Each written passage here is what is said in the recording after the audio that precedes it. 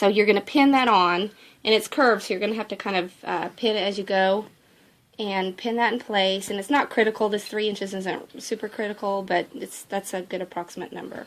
So just kind of place your pins in there and pin it around. Now take this over to your machine, baste this in place, and then we'll place the other brim. The light's too high. Ready?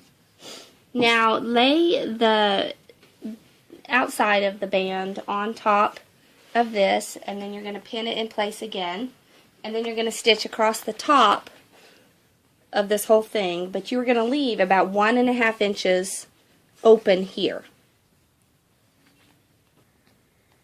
So as you come towards the end of the band where you're stitching the top band and the brim and then the inside lining band, as you come to the end of that, you should stop about 1.5 inches short of the end, and don't sew that last 1.5 inches. And again, that's not really critical, but just get to that point, do a little back stitch, and leave that portion of it open. Clip your threads and go back to the ironing board. It's a little bright. Okay, so this is what it looks like now with the outer band being sewn and the brim being sewn and then the inner band. Now, this should be sewn like this, to where it's stitched inside, let me show you, up to about there, and it's left open from there on out. So that's how it should look right now. This is left open, and it's stitched only to about right there. Okay, so now measure the circumference of your head, or the head of the person that you are sewing this hat for, and then pin it at that location. So this should be the total circumference of that, the needed, the head size of the person you're making it for. And you should pin it at about 1/4 inch to 1/2 inch bigger than the measurement that you need.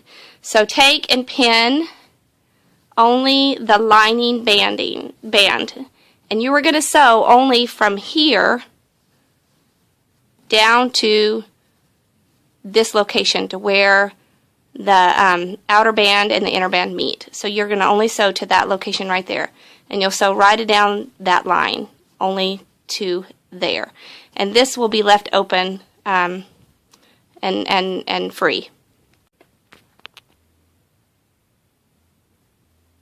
Place the band in your sewing machine and sew down that line where you marked for your needed circumference, and sew only to the location where the outside band meets the inside band, where you sewn that together.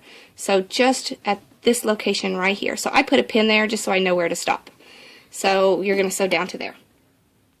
Alright, now that you've sewn from here only to here, you just come with your scissors and trim off all this excess right here. Just gone. So now, the only thing that should be sewn together is this inner band. And if you can see this, only this inner band is sewn together, and this is free and flaps around. Now for step 11, which is probably one of the trickiest steps. I take and put the band on the corner of on the little pointy part of my ironing board. And then I just lay it out. You've got this piece sewn together like you just did in the previous step, and this is open. So this is now simply a matter of just taking this, matching up the lengths, don't pull over too tight, and folding it up into a point, and you could put a little pin to hold it in place, and fold down to make your V shape. And I'm going to end up putting a button over that, so it's not really critical. I just try to make it as even as I can.